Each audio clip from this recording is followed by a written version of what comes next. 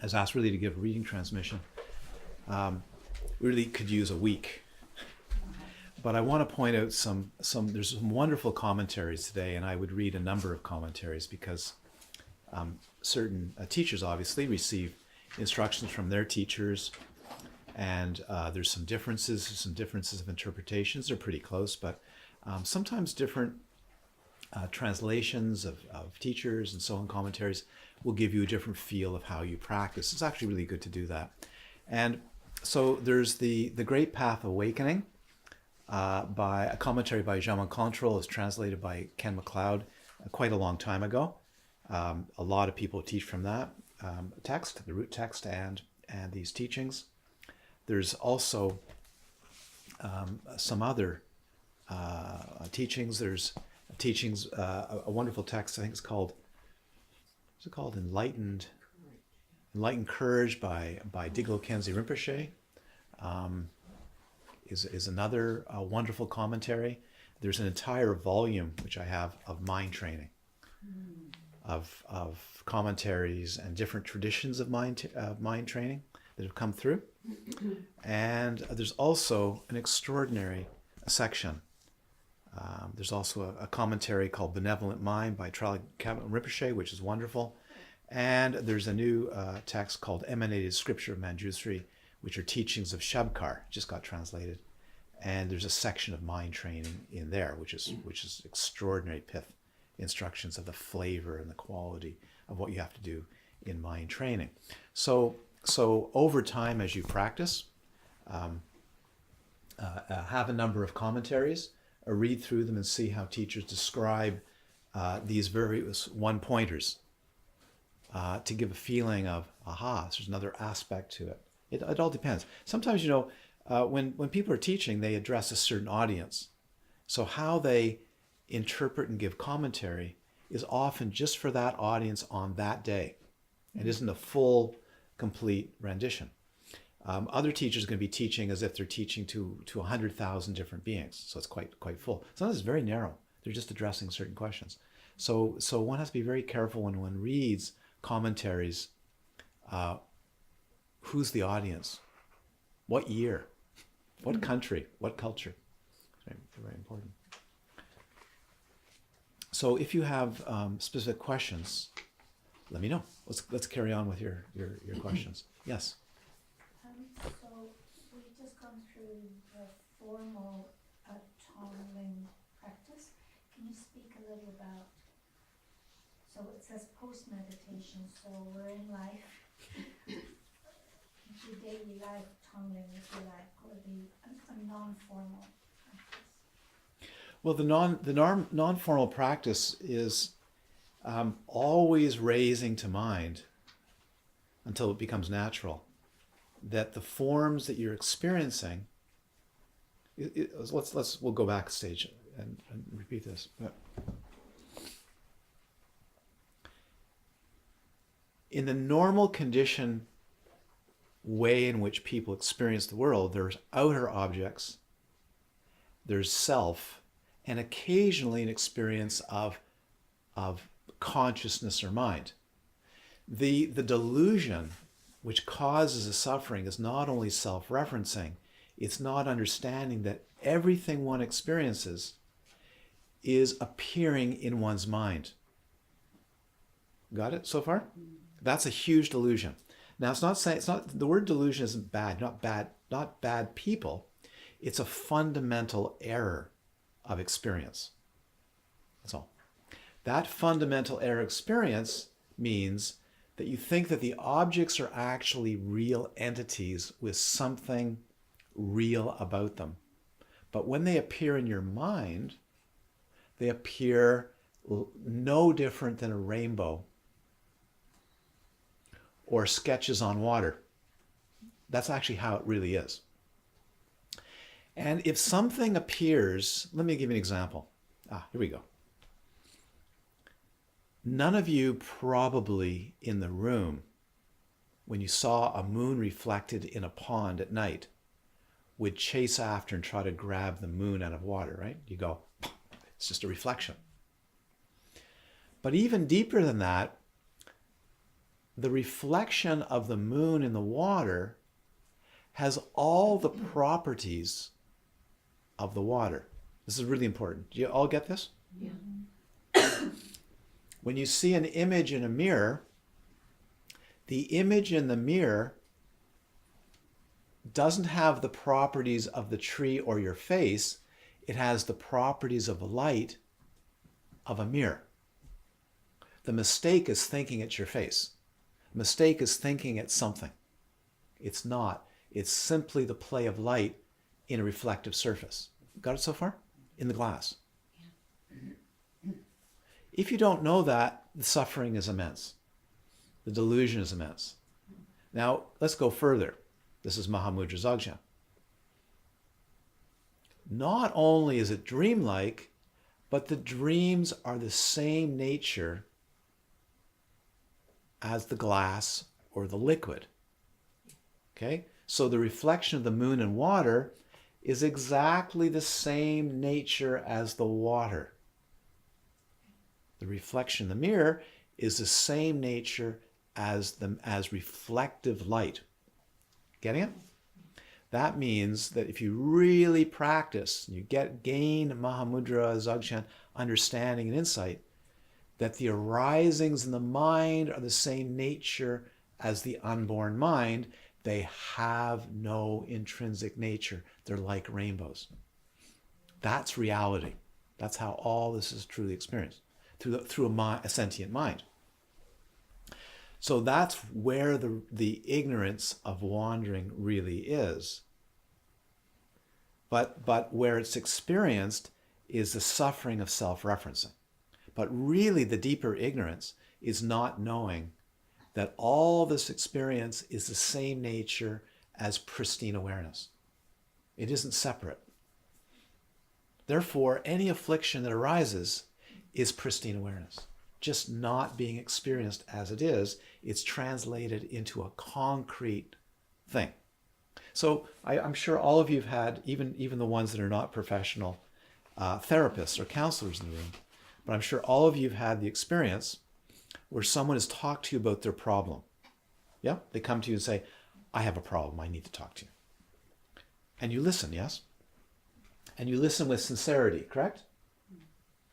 But you also know as a magician, counselor, therapist, friend magician, that their view is insubstantial because if you did this and this and this, it wouldn't be there. And you're trying as lovingly and compassionately as a friend or counselor, therapist to say, but if you did the following things, you wouldn't be troubled. And they're saying, but those following things are very real to me. Right? Have you heard this 100,000 times? And they're very real for me, and I really can't change them because they're real. And you're going, no, they're not. And the person's saying, but it may be next week they come to you, or 2 weeks or a year later, and they say, you know what? I changed my life, and I read it in a book somewhere, how to do that. You went, very good. So it takes a shift of view and cognition of a dreamlike being in a dreamlike experience to change their dreamlike views.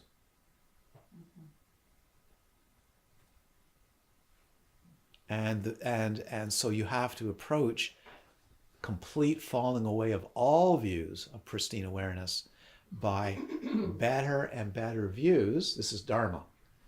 Better and better views gradually until you can come to the great view of the falling away of all views.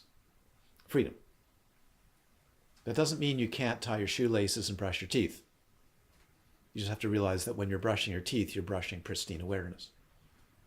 You're not brushing any teeth. You don't have any teeth. You have an idea of teeth. When you have a cavity, you have a concept of a cavity. Even when you go to a dentist's office and one dentist says you have a cavity, it needs to be replaced, and another dentist says, don't listen to them. You don't, actually. Then you really know about how malleable are these views.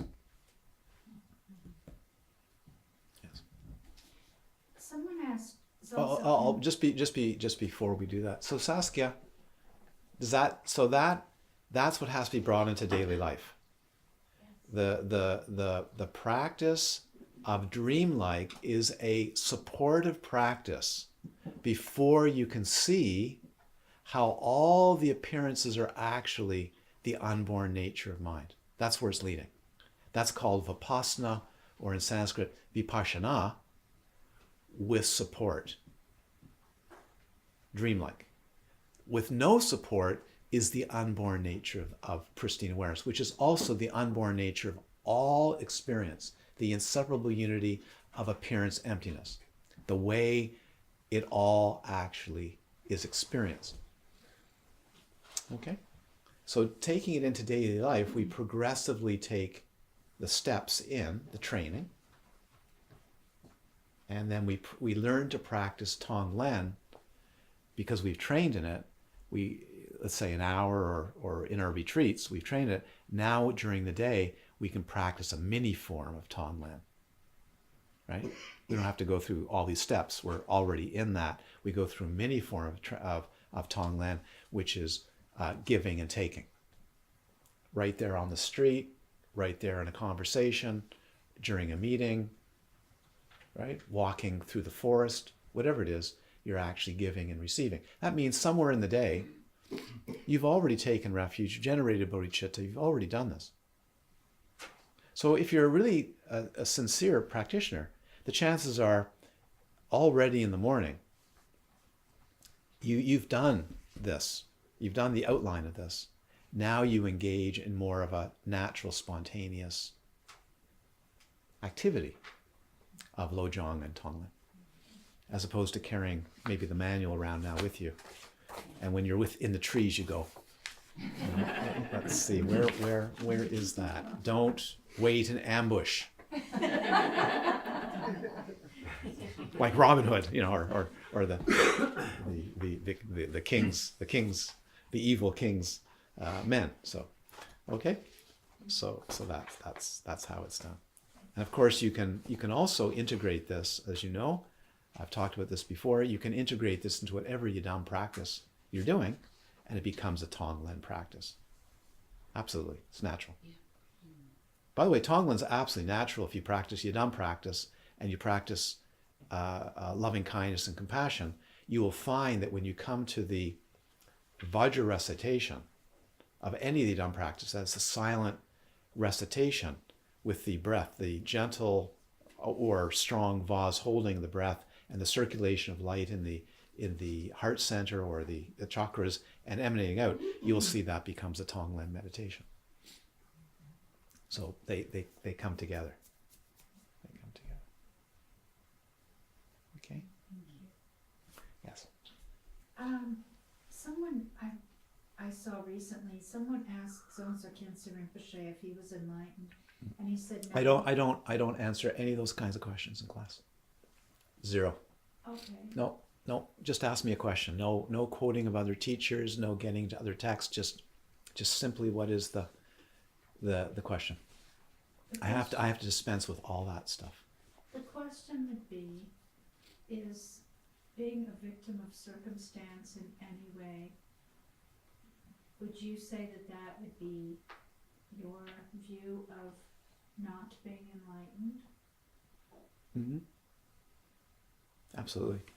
So on a relative level, there are victims of circumstance. And you have to have a heart for beings that are victims of circumstance. Absolutely. Hurricane, rape, murder, wars, absolutely. But also realizing that karma, and I don't mean fate, mental activity also places one in there. So you don't place the blame on the person. You just have to realize through wandering through samsara, including enlightened beings, end up in situations that are very difficult. The question is the view. Are you the victim because somebody else, you have nothing to do with it? There's no such thing. There's no such thing. But you also have to be very careful you don't put the blame on people. So it is to do with causes and conditions. I'll tell you, I tell a story which is a very beautiful story to do with that. In the beginning of the Syrian war, the most recent Syrian war,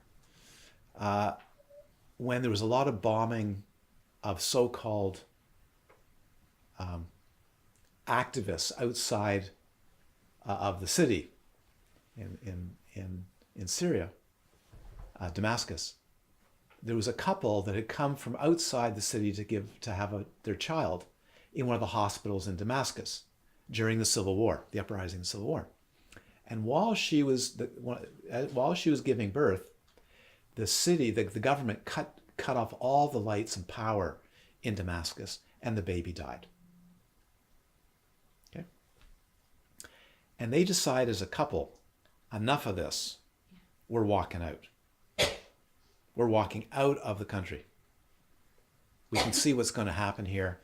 We've had it with this country. And they walked out. They literally walked out. And they wrote their story about the decision to walk out. That's karma. They weren't the victims of that circumstance. They took action into their own hands. But they could have also been killed because they had to go through checkpoints and everything else. So it's not an easy question. An enlightened being is still subject to karma. It's how you deal with the situation. We're all going to be victims of everything if we see it in that light, or we're going to simply be wandering beings in difficult situations and fantastic situations, right? Of causes and conditions. And when you change your attitude, it's totally different. It's what you do with the situation. It's not that you won't be subject to ill health, financial loss maybe. All of us could have financial loss tomorrow. We could have a natural disaster tomorrow. We probably will. Not tomorrow, but we may. We may. And so on. Do you know what I'm getting at here? I can go on with the list. At any given time, a car accident, anything could happen. It's how you deal with it and what you learn from it, which is really important. Our refrigerator went down the other day. I could say I'm a victim of certain circumstances, but it's how we deal with it, how we problem solve it, how we actually think our way through and deal with the situation so it has the best possible outcome. Did you see that? Or sitting around going, I'm a victim of phenomena breaking apart. I'm a victim of anicca. I'm a victim of dullness and circumstances and all kinds of things. You see? Because guess what's going to happen? There will be genocide. It's been going on for 100,000 years. There will be wars. There will be financial disasters. There will be illness. There will be it's how you actually not just deal with it. It's how you learn from it, engage other people in it as a liberative, awakening experience. That's what's important. And that's the test of an enlightened being, is what can they do with it? Can they elevate it into a learning experience of Dharma, or are they going to wallow in it and say, I'm a victim, and it ruins your entire life and it's finished? That's view. That's view. I'll tell you an extraordinary story. I mean, it's an extraordinary story, but in the stories of the Mahasiddhas and the great enlightened beings of India, I think it was in India, there was a female yogin, female yogini, who was a great practitioner, and she was walking along the road. Now, whether this happened or not, it was make-believe, but usually there's either a grain of truth, but oral tradition is actually usually very good. It's very accurate.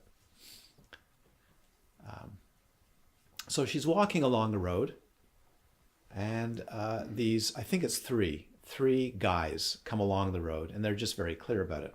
Not only are we going to rape you, we're going to kill you. She goes, oh, see. Well, what is it you would like? Well, you're beautiful. We're going to ravish you. Of course, the text doesn't say rape, it says ravish, right? We're going to ravish you. She says, oh, all right, something like, I'm pretty, right? Yes, you're beautiful. We're going to ravish you. So she opens her cloak. She shows her breast. She says, beautiful, yeah, something like this. She says, yeah. And she takes a knife and she cuts her breast off. She said, what do you think of that?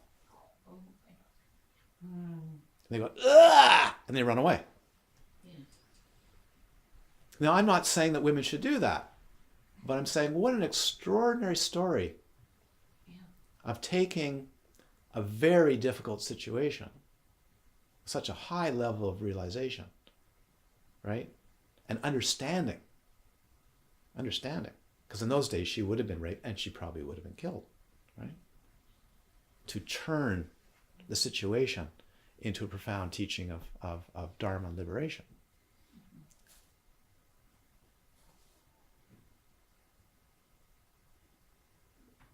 All kinds of stories like that, where if you have the skill and means, you can take what is a disaster, a victim disaster. My life was destroyed because of the cyclone.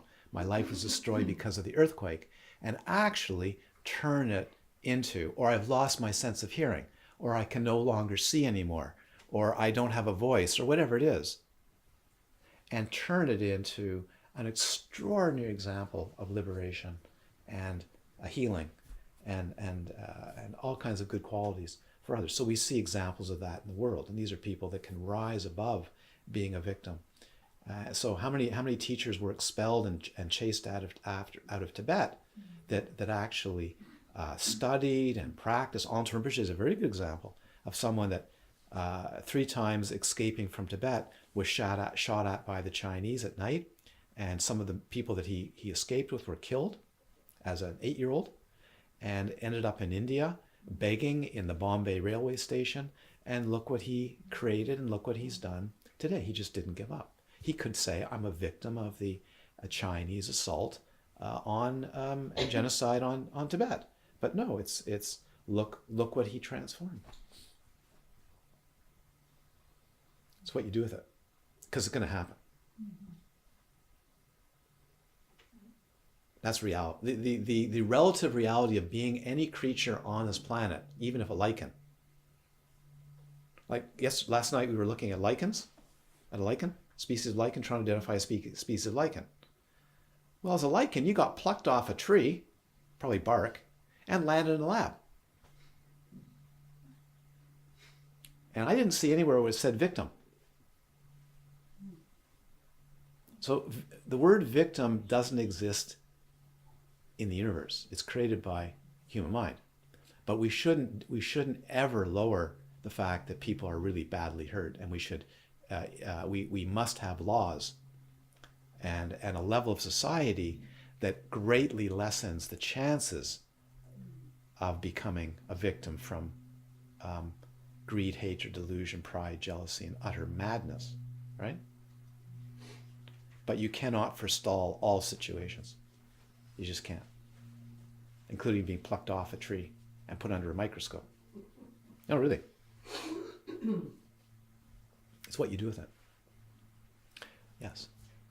Can you speak, in this context, can you speak then to the right view or attitude in the face of something called climate change, where there is a lot of suffering right now?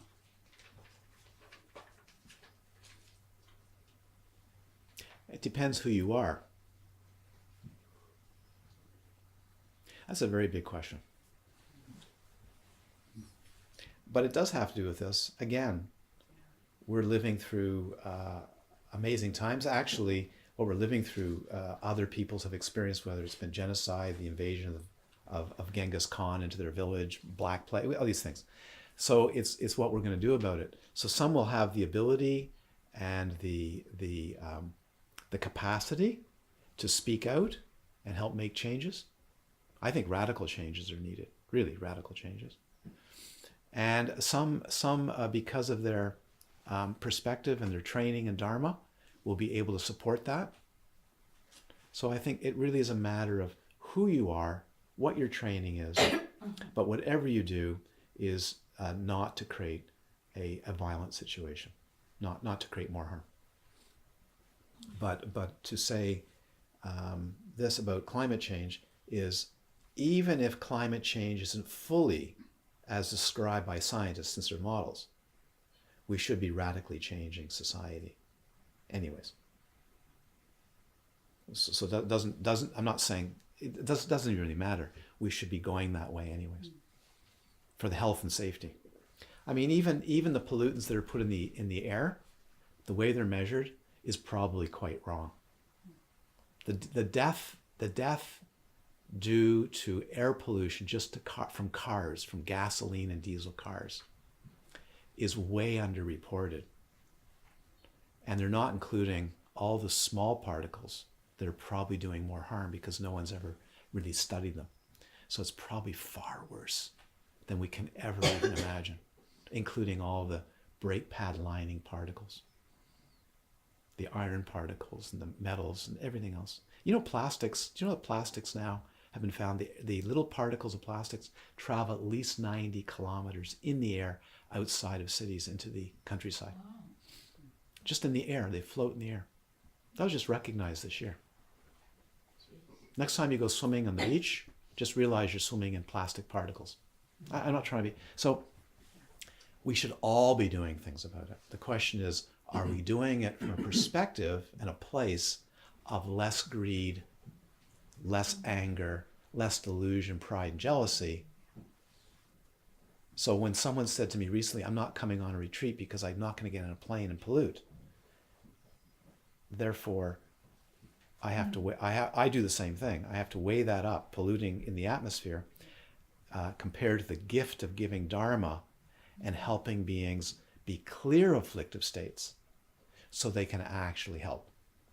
Because if you're not clear of afflictive states, you may go so far, but you also might incite violence and everything else. So a really clear, loving, lucid mind can really do a lot. Yeah. Otherwise, it's kind of like having a revolution. You know, as soon as you hear the word, we're going to have a revolution, a country, you've got greed, hatred, and delusion fomenting. And you bloody well know when there's power, sex, money available, once you've taken power, you know exactly what's going to happen because you don't have enlightened beings. This happens again and again and again and again. Great idealism, but in the face of greed, hatred, delusion, pride, and jealousy, it all starts to take place all over again. Yeah. So yeah, we should be really be getting on with it and helping those people that have the talent to do a lot about it, supporting them to do it really well. Yeah. But generally speaking, humans always wait the last moment to do things. How many people pay their visa bills a month ahead of the due date? Let's see. Anybody here? A month ahead of the due date. 3 weeks ahead of the due date. How many people wait until a few days before the due date to pay it, and you pay it? How about mortgages? Anybody pay their mortgages near when they have to pay it? Well, that's exactly what's happening. We're going to wait until it's so serious, which we do all the time. Human beings, we just wait until we have to start to make, and sometimes it's too late. In this case, it may be. It may be. But the thing is, even if it is, and it's really difficult, it's been very difficult. I just want to give a little historic thing. We're living through a golden age. It has been very difficult on this planet for 30, 40, 50, 60,000 years. Really hard. You have to know the archaeological record. It's been brutal. Parasites, brutality, wars, genocide have been going on for millennia. We have the lowest rates of violence on the planet right now. It's extraordinary.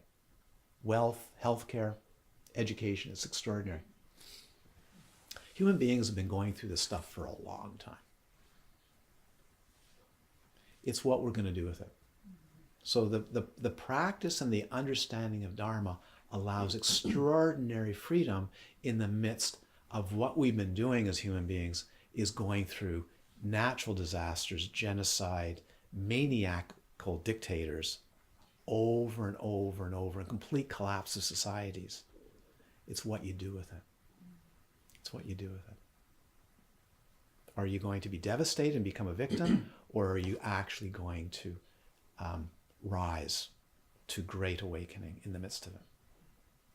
How much do you really need to do that? How much do you need to live off? We may find out. Okay, anything to do with this text before we go break for lunch? Yes? On the first page, part 2, number 5, it says, rest in the nature of Alaya, the essence. Aha. Rest in the mind in its natural state. And then in the end notes, it says that Alaya is the 8th level of consciousness, also called the fundamental storehouse consciousness, which encompasses, and then I think you might use, and is the basis of consciousness of the 5 senses, the concept mind, and taints habit patterns of the mind. So, if you rest in the nature of Alaya, and that's what it is it that you just rest in the? I'll tell you what. That's a really big question, and there's a whole section I've written in the dedication aspiration on that alone. Perfect. How to actually understand that point. So we're not going to rest. We're going to rest in the nature. So really, this is to do with translation. We're going to rest in the nature of Alaya consciousness, not in the fabrications of Alaya consciousness. Okay. And that's really important. This is to do with translation. It's a subtle point, but it's really important. So depending on how you translate it, it really means resting in the natural state. It doesn't mean resting in the storehouse of conditioning. It means resting in the essence that is experienced when you contact the Alaya. So the Alaya consciousness as the model of the Chittamatrans or the Yogacharans is the storehouse of all the seeds of activity, not just yours. And so, but by accessing the Alaya consciousness, is you discover, which is not mentioned here, you discover the stainless, what's called, pardon me, just some water. There's no cause and effect between coffee and this.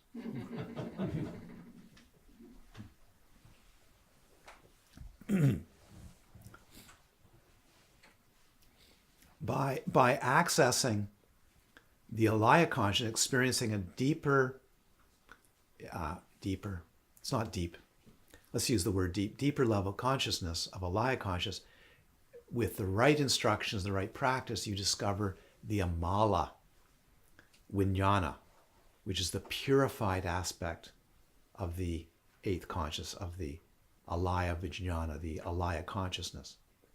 So that's really what it's referring to as the natural state that is found when you can get to that level of depth of experiencing the seeds of karmic formations. So is it about awakening to the wisdom mind of understand? Well, okay. As soon as you start to, from my perspective anyway, from my understanding, is when as soon as you start to make comparison to a relative, if you lose there's a concept in that's involved. There always let's try it this way, really quite straightforward. You always, whenever you're studying Mahayana, especially Vajrayana texts, you always have to remember the basis of all the training and study. What's all for? It's for realizing Buddha nature. Always remember that. That's every practice, Mahamudras, Dzogchen, sadhanas, everything, and I'm speaking absolutely classically, is for realizing Buddha nature. Mahamudra is meditation on Buddha nature. It's not stilling your mind, it's meditating and glimpsing and then resting in Buddha nature, getting used to that. Same with Dzogchen. So when it says rest the nature of Alaya, they're actually referring to the essence. The essence. Because Alaya is sometimes used in some texts as a reference to a much more profound level of consciousness. But this is where we get it. In some especially in Mahamudra Dzogchen, they disagree. It's not Alaya. You have to go even further. Okay? So the actual meaning here, let me just... So another way of translating this is the nature of the path rests in alaya. It rests in going into a clarity of consciousness that brings up the essence or the unborn nature. And that unborn nature is Buddha nature. That's what this all is about. So ultimate bodhicitta is discovering primordial awareness or Buddha nature, which means you're going to be passing through alaya consciousness, the seeds of all the formations, right? The latent mind into what's called amala vijnana, or the stainless mind, which is another name for Buddha nature, Tathagata Garbha, Sugata Garbha. Sugata Garbha is the word that's used in the Tantras for Buddha nature. So that's what it's referring to there. Yeah. So some people would take exception, this is very Mahayana, and some people would take exception and say, actually it's not alaya, it should be the natural state, it should be the unborn nature. So keeping in mind that whatever we do in our Dharma practice all points in the direction of Buddha nature. Totally. If you keep that in mind, it safeguards you from thinking meditation is this or that. It safeguards you in what you're doing. The entire purpose of all Mahayana Vajrayana is to discover Buddha nature, develop confidence in Buddha nature through real penetrative insight, and actually realize that is the fundamental nature of everything one experiences and become inseparable with that. Therefore, you have relative and you have absolute bodhicitta. That's it. That's it. That's it. Completely finished. Mm-hmm. And I'm really saying that meaningfully. You have to always remember that's what it's all about. And to do that, all the Dharma teachings, all the 84,000 Dharma teachings are to discover Buddha nature. Guru mind, Buddha nature, Mahamudra, Majjhamaka, Dzogchen, great perfection. That's what all those words mean, the same thing. What about resting in the ground? Resting in the ground is exactly the same. And there I can give you, I could open up the Ninth Karma's book on eliminating darkness and ignorance, and there he has a page of all the words saying they're all the same. Mm-hmm. Don't take that lightly, because don't take that lightly as, oh yeah, they're all the same. It's profound. But that's what all the teaching has been saying, and that's where it's all headed. That's why all the meditations, Chenrezig, Guru Rinpoche, they're all expressions of the ground. And that ground is alaya consciousness. But it actually, in Dzogchen Mahamudra, it means a bit deeper. It means the amala, the purified ground, not the impure ground. So when it says rest in the alaya, it actually should be expanded, the translation, rest in the purified ground of alaya. This is a bit historic, but that's what it really means. Okay? So always remember what we're doing. Remember what you're doing. Everything is for the purpose of realizing Buddha nature, and not your Buddha nature. Always remember, Buddha nature. And Buddha nature is pervasive. You'll never find a place where Buddha nature isn't, because the universe is the nature of Buddha nature. It's not this. This is the display of a conditioned mind of certain genetics, certain culture, certain epigenetics, that we see this extraordinary arising only through the lens of a human creature with certain concepts. When you change that, you see it very differently, you experience it very differently, which is what happens in meditation. He goes, wow, I'm seeing like an ant. Oh, I'm seeing like a pigeon. Oh, I'm not seeing anything at all. And yet there's still awareness. Isn't that peculiar? If you do that enough, you begin to free it up and realize all this is is a display of the alaya consciousness. All this. Right now, all this is a display like you'd see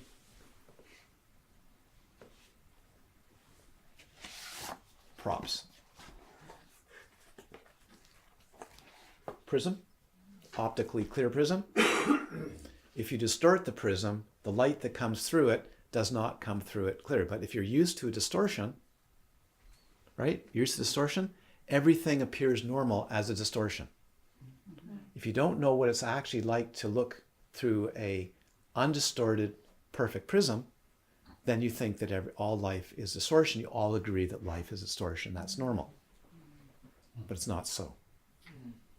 It's not so. That doesn't mean all this is wrong. It just simply is a creation of a certain type of conditioned mind. So Lama Mark, then the Alaya mind, might one be able to say, is what allows us to see the manifestation? No. To see the No. display? No. Oh, Buddha nature allows it. uh-huh. Buddha nature allows it because Buddha nature is and this sounds very religious, but it's actually very straightforward. The unobstructed nature of the mind, which is luminous, allows all this to happen. All the stories of why this happened are simply make-believe stories. They're not right or wrong, and they're not too bad, actually. They're just stories. Why you are here today, you can make up any story. It's your Buddha nature, it's Buddha nature that allows you to listen and come to a talk like this, not anything else. All the rest is fabrication. You have to know what's the underlying motivating reason for doing all this. Buddha nature wants to come out and play. You know? Not the child. Buddha nature would like to come and manifest completely. It just takes time to get used to it and develop a confidence that actually, there's no other reason not to reside in unobstructed freedom for all sentient beings. What's in the way? Fear.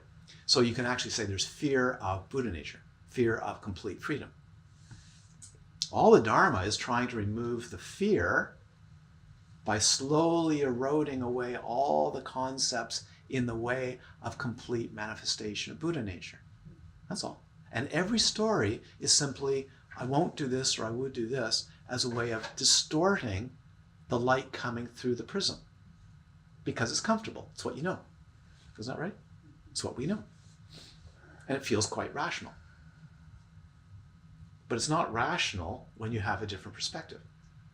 So there's another answer to your question there, Janice, is none of this is rational.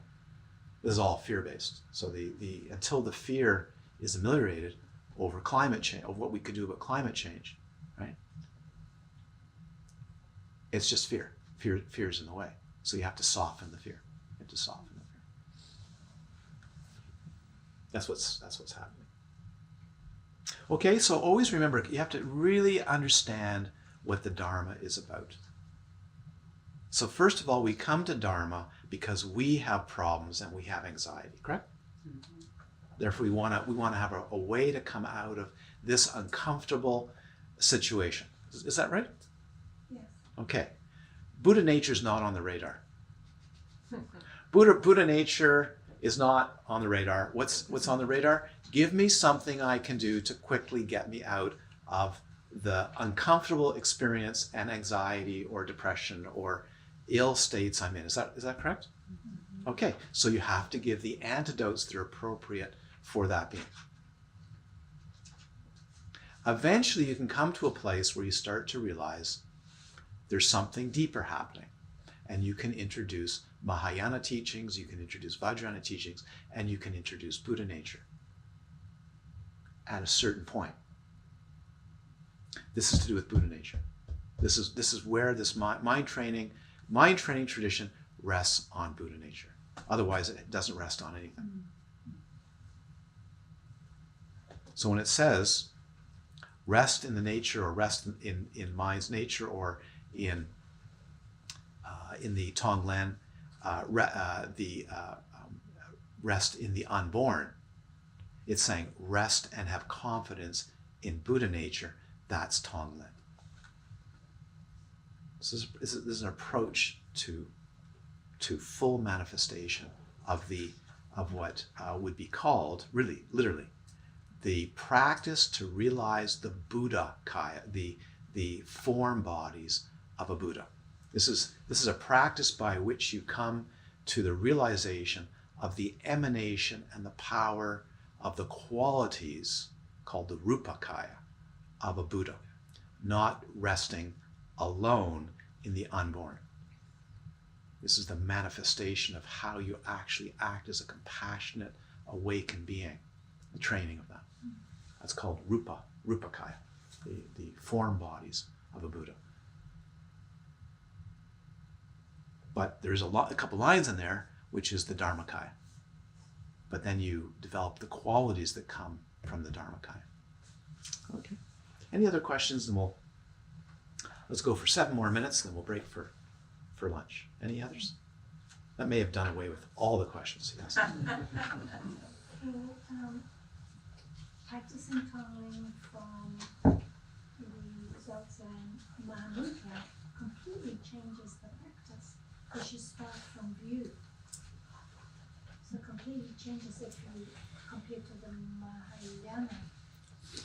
If you are studying with a Mahayana Vajrayana teacher who has genuine qualities, training, and some realization, if you're studying with them, it means working together in a traditional way, you're always going to have the view imparted to you right from the beginning, even if it's invisible, to safeguard you.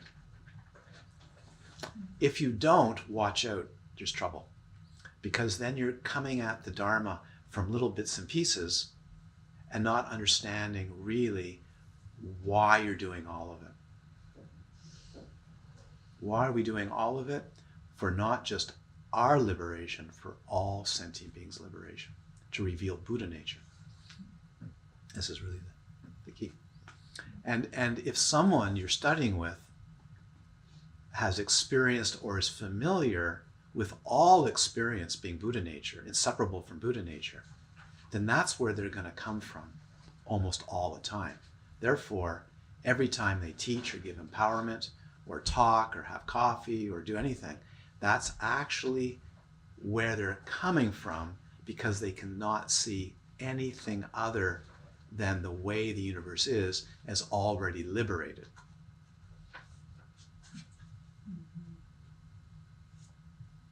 That makes sense? Yeah. Therefore, you keep bumping into that. I like the clutch metaphor. You know clutches on non-automatic cars, standards? Mm-hmm. You know when you put the clutch in the wrong way, it makes that sound. What's that sound? Grinding. So if you come up against a being that is naturally residing in the free, the unobstructiveness of all this experience, and you come up to that being in a grinding way with the wrong gear, going, I can't, I won't. You remember the definition Namgyal would give of students? What's a student? They stew and they dent. And they usually have 3 words they always speak as a student. I can't, I won't, and I shouldn't.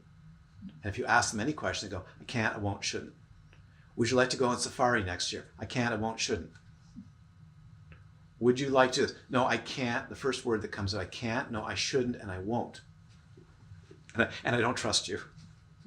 And I actually don't even trust myself. So the stewing and the denting is the gears mashing, literally mashing against an experience that has no mashing, because the universe doesn't mash. When there's a cyclone, there's no emotional intent in a cyclone. When trees fall over in a windstorm, they don't have greed, hate, delusion. Right now in this room, there is no greed, hatred, and delusion, pride, or jealousy in the space of this room. Only a conceptual mind creates this. Only. It's utterly ephemeral. If you know that, then you can literally walk through doors. You can walk, well, you just open it. That's the beautiful thing about doors. You go like this and you walk through, as opposed to trying to bust it down. So that's really what it is. It's just mashing of gears all the time, thinking there's obstruction and concepts, when in fact there's none at all. Yeah. That's Buddha nature. That's becoming comfortable with Buddha. And that is the meditation of Mahamudra. That's the meditation of Dzogchen. both in its form aspect and its formless aspect. If you don't know that, then you're going to be taking this practice very differently. How do I? You have to have a perspective of really what this is about. And that's how it starts. That's why there's absolute bodhicitta at the beginning, there's relative bodhicitta, and there's actually Guru Yoga. Why? Because Guru Yoga is the fastest method, and it's right in there. And what's the perspective entirely of Tonglen and Lojong? Shunyata. Shunyata. Shunyata, emptiness. Emptiness. Emptiness. That's essential. So you have to hear it over and over and over again, practice over and over and over again until there's more and more dawning. Okay? And that brings us up to 1 minute before 12. One 30-second question? Tick, tick, tick, tick, tick, tick, tick. Oh, I'm not that too concerned about anything. Anything? Yes? So if there was compassionate action without the understanding of emptiness. Fantastic. We have hospitals, we have schools, we have people planting food for each other. We have all kinds of wonderful things. We have therapists, we have massage therapists, we have all kinds of people cutting trees down that are blocking roads, disaster relief, the United Nations, all kinds of wonderful institutions trying to relieve the relative suffering. We have to have that. It's absolute must. And should get better and better and better and better. Only greed, hatred, delusion, pride, and jealousy makes it not so. We should have the most beautiful institutions here. We have all the wealth, all the capacity to have the most extraordinary institutions of support, of relative compassion. But it doesn't relieve the existential, deep problem of wandering in samsara. And even if you have that, you will have what's happening in the world right now, which is the official statement of the World Health Organization as of 2020, that 1/3 of Europeans and North Americans will be suffering from 1/3 from a clinically diagnosed afflictive disorder in a given year. And it is the leading cause of disability in the world, and the leading cause of death by 2020. So with all this richness and all this prosperity and all this relative compassion, guess what's increasing? Afflictive suffering at a rapid rate. Yeah. So it's not going to do that, but it's certainly going to soften the gross hardship. And hopefully with the softening of the gross suffering, you can start to have the space to look at the microscopic suffering and the cause of suffering and the end of suffering. Hopefully. So we need both. Yeah. And some of you are excellent in both. Some of you are excellent in relative, and some of you will become, I hope all of you, excellent in an absolute, and you have to do both. So teachers, Dharma teachers also create hospitals, and they fund hospitals, and they fund schools, and they fund all kinds of things. Yeah. But their main freedom, because where the greatest joy is even when people are sick and they have karmic obstacles, they can become awakened. And that's the great joy of a complete change of a being's life. Because bad stuff happens. And that's what we're wishing for people when we do the Tonglen practice. That's right. Relative and absolute, not just relative. Wishing people to live in really nice houses doesn't mean they're not going to sit in their houses utterly depressed and full of anxiety, wishing for a bigger house or some relief of that. Right? That's going to be 1/3, at least 1/3 of the entire population is going to be in that dilemma. How do I get it right? There is no right to get. Realize the unborn nature of your mind, which is what all this experience is, then you can actually get through it. But it's utterly delusionary in any other way. Okay? So we'll come to more of that in the next 3 classes.